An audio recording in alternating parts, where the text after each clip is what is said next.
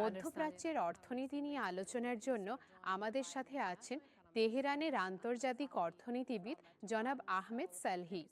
আমাদের সাথে যোগ দেয়, ধন্যবাদ। আমেরিকা হরমুজ প্রণালীতে নৌ অভিযান স্থগিত করায় তেলের বাজারের স্থিতিশীলতা ও বিনিয়োগকারীদের আস্থায় কি প্রভাব পড়ছে?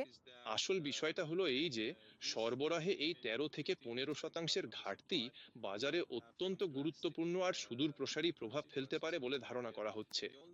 আর এখন আমরা যে তেলের দাম আকাশচুম্বী হতে দেখছি না, তার একমাত্র কারণ হলো সারা বিশ্বের শোধনাগার এবং পাম্প স্টেশনগুলো তাদের মজুদ এবং ট্রানজিট রুটে থাকা ট্যাঙ্কারে তেল ব্যবহার করছে।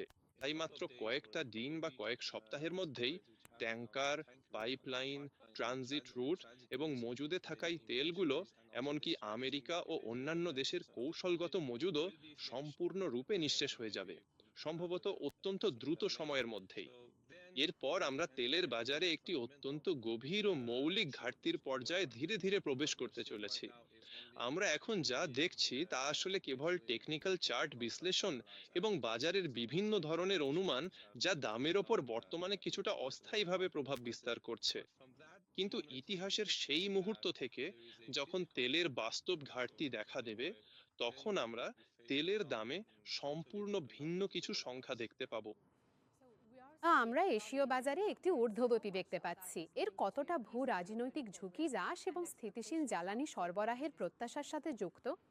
এটি সরাসরি সম্পর্কিত, তবে এর কিছু স্বল্প মেয়াদী প্রভাব থাকবে। যখন আমেরিকার প্রতিরক্ষা বা যুদ্ধমন্ত্রী বলেন যে আমিরাতে ইরানের হামলা আসলে যুদ্ধবিরতি লঙ্ঘন করছে না, তখন এটি বিশ্ব এবং বাজারের কাছে একটি সরাসরি বার্তা পাঠায়। অবশ্যই, তারা যদি সুবিধাজনক অবস্থানে থাকতো, তবে তারা বলতে পারত যে ইরানের যে কোনো পদক্ষেপ যুদ্ধবিরতি লঙ্ঘন হিসেবে গণ্য হবে।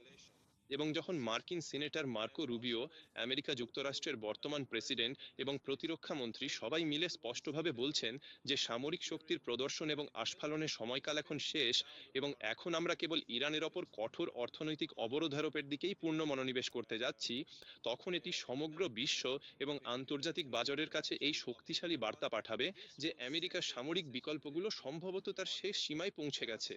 এবং আসলে এর পেছনে বেশ কিছু গুরুত্বপূর্ণ সীমাবদ্ধতা এবং চ্যালেঞ্জ রয়েছে, কারণ তারা এই মুহূর্তে নতুন করে কোনো বড় ধরনের সামরিক অভিযান বাড়ানোর মতো অনুকূল অবস্থানে নেই। এটা নিশ্চিতভাবেই বলা যায় যে ইরানিরা এই সব কিছুকে হয়তো আবারও কোনো আকস্মিক হামলার আবরণ হিসেবে মনে মনে বিবেচনা করে নিতে পারে, কিন্তু দৃশ্যত ওয়াশিংটন এই চিরস্থায়ী যুদ্ধ আর না বাড়ানোর সিদ্ধান্ত নিয়েছে, কারণ সবাই বলছে যে আমেরিকার প্রেসিডেন্ট এখন এমন কিছুতে আটকে গেছেন যা তারা আগে থেকে কোনোভাবেই সঠিকভাবে অনুমান করতে সক্ষম হয়নি। আমরা মনে করতে পারি যে মার্কিন যুক্তরাষ্ট্রের রাষ্ট্রপতি বলেছিলেন যে কেউ আমাকে জানায়নি এবং আমি ভাবিনি, আমি আমি ভাবিনি যে ইরানিরা হরমুজ প্রণালী অবরোধ করতে যাচ্ছে। এর মানে হলো যে তারা এই যুদ্ধের পরিণতির জন্য মানসিকভাবে প্রস্তুত ছিল না। এবং এই সময়ে হয়তো তারা এই সিদ্ধান্তে পৌঁছেছে যে তাদের একটি প্রস্থান কৌশল তৈরি করা দরকার, যা আমেরিকান জনগণের, উম, বিশ্বের মানুষের এবং ইরানের সমস্ত প্রতিবেশী দেশগুলোর স্বার্থের জন্য সবচেয়ে উপযুক্ত হবে। And all neighboring countries of Iran.